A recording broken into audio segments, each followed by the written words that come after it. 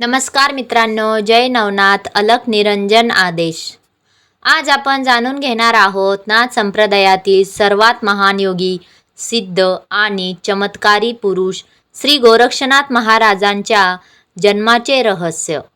गोरक्षनाथांचा जन्म नेमका कसा झाला? ते सामान्य बालक होते का, की त्यांचा जन्म हा भगवान शिवांच्या कृपेने झालेला दिव्य चमत्कार होता? ही कथा ऐकल्यावर तुमच्या अंगावर काटा येईल। गोरक्षनाथ कोण होते?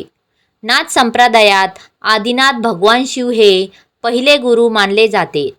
त्यांच्यानंतर मच्छिंद्रनाथ महाराज आणि त्यांचे परमशिष्य गोरक्षनाथ महाराज। गोरक्षनाथ हे केवळ योगी नव्हते, तर त्यांनी हठयोग, अध्यात्म आणि नाथ परंपरेचा संपूर्ण प्रसार भारतभर केला। गोरक्षनाथांचा जन्म कसा झाला? खूप वर्षांपूर्वी एका गावात एक गरीब माणूस पण धार्मिक स्त्री राहत होती। तिचे सर्व काही होते, पण एकच दुःख होते, तिला मूल नव्हते। दररोज ती भगवान शिवाची प्रार्थना करत असे। एके दिवशी त्या गावात महान योगी मच्छिंद्रनाथ महाराज आले। त्या स्त्रीने त्याचे आदराने स्वागत केले। तिच्या चेहऱ्यावर दुःख पाहून मच्छिंद्रनाथांनी विचारले, माते, तू इतकी का दुःखी आहेस? ती म्हणाली, महाराज, मला अपत्य नाही, गुरूंचा आशीर्वाद।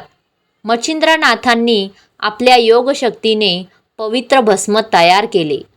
ते भस्म त्या स्त्रीला देत म्हणाले, श्रद्धेने हे भस्म सेवन कर, तुला तेजस्वी पुत्र प्राप्त होईल। पण गावातील काही लोकांनी तिची थट्टा केली। राग खाल्ल्याने मुलं होतं का? लोकांच्या बोलण्यावर विश्वास ठेवून त्या स्त्रीने ते भस्म घरातील शेणाच्या उकिरड्यावर फेकून दिले। 12 वर्षांनंतर, सुमारे 12 वर्षांनी मच्छिंद्रनाथ पुन्हा त्या गावात आले।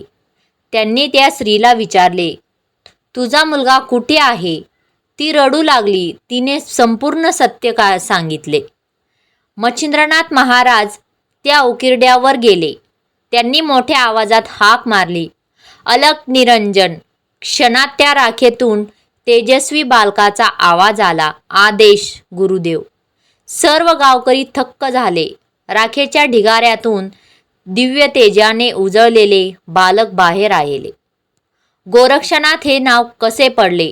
ज्या ठिकाणी त्या दिव्य बालकाचा प्रकट झाला, तो भाग गायीच्या शेणाने भरलेला होता। गो म्हणजे गाय, रक्ष म्हणजे संरक्षण। असे मानले जाते की त्या दिव्य बालकाचे नाव गोरक्षनाथ ठेवण्यात आले। काही परंपरांनुसार गायीच्या गोमयातील भस्मातून प्रकट झाल्यामुळे त्यांना हे नाव प्राप्त झाले। मच्छिंद्रनाथांनी त्या बालकाला आपल्यासोबत घेतले। त्याला योग, ध्यान, मंत्र, तंत्र आणि अध्यात्माचे शिक्षण दिले। गोरक्षनाथ अल्पावधीतच महान सिद्ध योगी झाले। गोरक्षनाथांचे चमत्कार। अनेक लोकांना रोगमुक्त केले, मृतप्रायांना जीवदान दिले, योगविद्येचा प्रसार केला, नाथ संप्रदाय मजबूत केला, हजारो शिष्य तयार केले। त्यांच्या नावाने आजही भारत, नेपाळ आणि इतर अनेक ठिकाणी मंदिरे आहेत।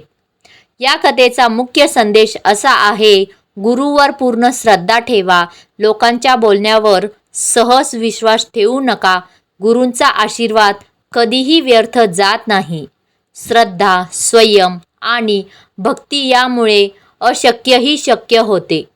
मित्रांनो, गोरक्षनाथ महाराजांच्या जन्माची ही कथा नाथ संप्रदायात अत्यंत श्रद्धेने सांगितली जाते। विविध परंपरांमध्ये या कथेत काही तपशील वेगवेगळे आढळू शकतात, परंतु गुरुभक्ती, श्रद्धा आणि योगशक्तीचा संदेश सर्वत्र समात आहे। जर तुम्हाला ही माहिती आवडली असेल तर व्हिडिओला लाईक करा, शेअर करा आणि अशाच धार्मिक व नाथ संप्रदायातील माहितीपूर्ण व्हिडिओंसाठी आपल्या चॅनलला सबस्क्राईब करा। जय नवनाथ अलख निरंजन आदेश।